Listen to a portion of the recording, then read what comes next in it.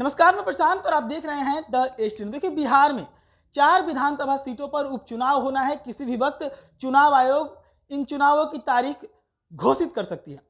लेकिन उससे पहले मैं आपको बता दूं कि लोकसभा के चुनाव के दरमियान बिहार में 5 विधानसभा सीटें खाली हो गई थी, जिनमें से 4 विधानसभा सीटें इसलिए खाली हुई क्योंकि उनके सदस्य लोकसभा में चुन लिए गए, जबकि 5वीं विधानसभा सीट रुपौली इसलिए खाली हो गई क्योंकि जदयू के टिकट से वहां विधायक रही बीमा भारती लोकसभा के टिकट के लालच में राजद में चली गई थी, तो वो सीट खाली हो गई थी। हालांकि रुपौली में उपचुनाव संपन्न भी हो चुकी है और वहां पर बीमा भारती हार भी चुकी है। वहां से शंकर सिंह निर्दलीय प्रत्याशी के तौर पर जीत भी दर्ज कर चुके हैं। तो आज मैं बात करूंगा उन 4 विधानसभा सीटों की जिन पर चुनाव होना अभी बाकी है, जिसको लेकर पार्टी जो है वो अपने अपने स्तर से तैयारी शुरू कर चुकी है, अपने अपने कैंडिडेट ढूंढने में लगी है या फिर ढूंढ चुकी है। तो सबसे पहले हम बात करेंगे इसमें तरारी विधानसभा सीट की। तरारी विधानसभा सीट पे अभी महागठबंधन के तरफ से किसी भी कैंडिडेट की कोई दावेदारी नहीं है। एनडीए के तरफ से राष्ट्रीय लोक जनशक्ति पार्टी यानी पशुपति पारस की जो लोजपा गुट है, उसके तरफ से पशुपति पारस के द्वारा एक दावेदारी पेश की गई है, वो है सुनील पांडे के रूप में, जबकि उनके सामने अभी कौन होगा ये साफ नहीं हुआ। दूसरे बात करें दूसरे विधानसभा सीट की, तो वो है इमामगंज विधानसभा सीट।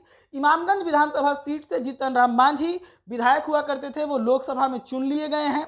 अब इस सीट पर दावेदारी उनकी ही बहू दीपा मांझी की है और उनके सामने उदय नारायण चौधरी हो सकते हैं। उदय नारायण चौधरी पहले भी यहां से हाथ आजमा चुके हैं।